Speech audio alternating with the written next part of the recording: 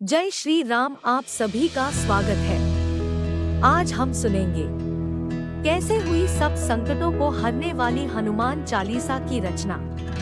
कलयुग में हनुमान जी सबसे जल्दी प्रसन्न हो जाने वाले जीवंत देवता है। जीवन की हर समस्या का समाधान हनुमान चालीसा द्वारा किया जा सकता है।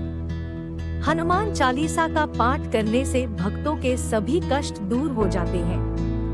संकट के समय वैदिक ब्राह्मणों द्वारा हमें हनुमान चालीसा करने की सलाह दी जाती है। ऐसा माना जाता है कि कलयुग में हनुमान जी सबसे जल्दी प्रसन्न हो जाने वाले जीवंत देवता है। जीवन की हर समस्या का समाधान हनुमान चालीसा द्वारा किया जा सकता है। हनुमान चालीसा का पाठ करने से भक्तों के सभी कष्ट दूर हो जाते हैं। गोस्वामी तुलसीदास द्वारा रचित हनुमान चालीसा वीर हनुमान को प्रसन्न करने के लिए सबसे सरल और शक्तिशाली स्तुति है। उन्होंने हनुमान जी की स्तुति में कई रचनाएं रची, जिनमें हनुमान बाहुक, हनुमानाष्टक और हनुमान चालीसा प्रमुख है। हनुमान चालीसा की रचना के पीछे एक बहुत ही रोचक कहानी है, आइए जानते हैं। ऐसे हुई हनुमान चालीसा की रचना। ये घटना उस समय की है जब भारत पर मुगल सम्राट अकबर का राज्य था।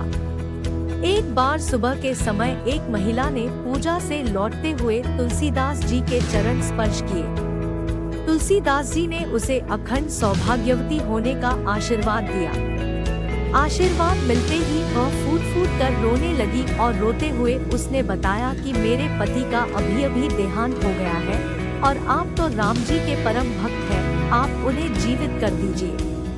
इस बात का पता लगने पर भी तुलसीदास जी तनिक भी विचलित न हुए और वे अपने आशीर्वाद को लेकर पूरी तरह से आश्वस्त थे, क्योंकि उन्हें इस बात का ज्ञान भली भांति था कि भगवान राम बिगड़ी बात संभाल लेंगे और उनका आशीर्वाद खाली नहीं जाएगा। उन्होंने उस स्त्री सहित वहां उपस्थित सभी को राम नाम का जाप करने को कहा। सभी ने ऐसा ही किया और वह मरा हुआ व्यक्ति राम नाम जप के प्रभाव से जीवित हो उठा।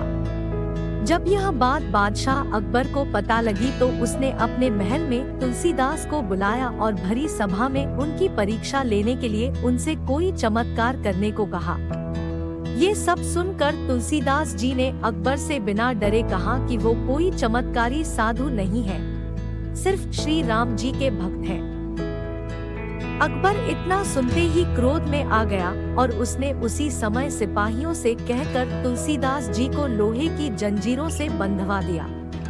तुलसीदास जी ने तनिक भी प्रतिक्रिया नहीं दी और राम का नाम जपते हुए कारागार में चले गए। उन्होंने कारागार में भी अपनी आस्था बनाए रखी और वहां रहकर ही हनुमान चालीसा की रचना की और 40 दिन तक उसका निरंतर पाठ किया।